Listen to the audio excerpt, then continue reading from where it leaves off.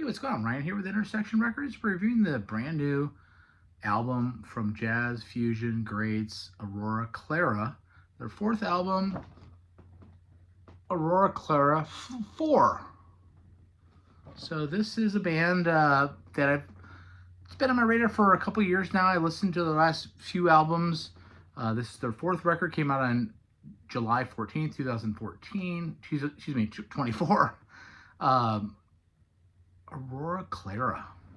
Jazz fusion, great guitar playing by Raul Manola, flute playing by Juan Carlos Horacio. These guys are doing, kind of a modern day Mahavishnu orchestra. This album is a little bit more mellow than some of the previous albums.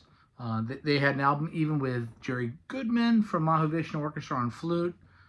This is featuring Raul Manola on guitar, Juan Carlos Horacio on flute, Marco Anderson on drums, Neil Oliveira on bass, and Stanislav Borislav on keyboards. This is very, very good stuff. The jazz fusion era of the 70s is something that I love, some of my favorite music. This harkens back to that 70s sound. You get a ton of Mahavishnu, you get a little bit of Return to Forever. Maybe not quite as virtuoso. We're going to go through this thing track by track. Again, this came out a couple weeks ago. Raul on guitar is Finnish. These guys are great. The first song is Last Castles. It's rock jazz fusion. It starts off kind of tranquil with his flute playing.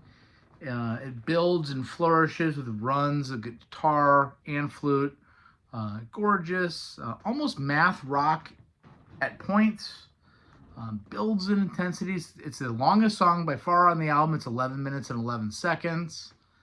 It's jazz fusion royalty. Five Sisters is next, funkier, a little bit darker, but you can't get too dark with flute, right? More Mahavishnu on this second song, Five Sisters. Juan Carlos is fantastic and sublime on flute. Drums, keys, top shelf stuff. Song for John is the third song. There's only 6 songs in this 44-minute album. Song for John, we have to think it's John McLaughlin, and he's talking about flamenco-style guitar by Raul. Again, the flute playing is so upfront and key, and all of this music, ascending runs on the acoustic flamenco guitar, really takes you to kind of fusion heaven. It's fantastic. End of January is the next song. It's a longer song also, in the 8-minute range at 5, and it's very tranquil. This is an album that you can chill to, have dinner to, cook to, drive to, make love to, but really at the 5:12 mark, it just extends into the atmosphere, extends into space.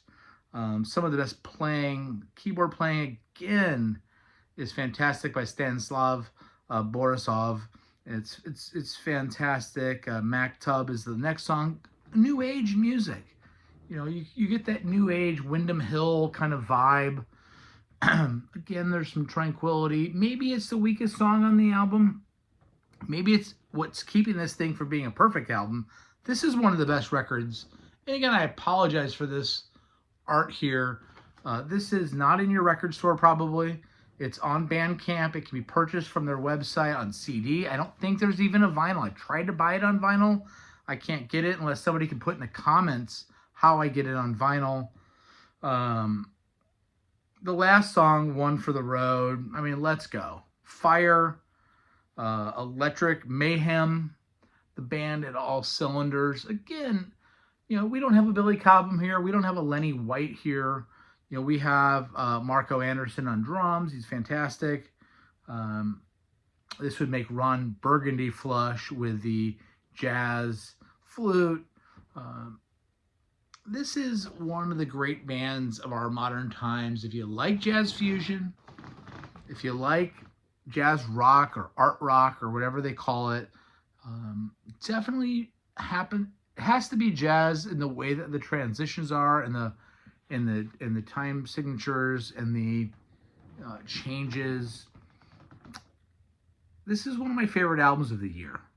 Okay, this is a 4.75 out of 5 stars. I don't know if that's my highest rated album. Aurora, Clara, 4. Can't recommend this album any more than I am. Check out my channel. We do shows every single day. Peace out. See you.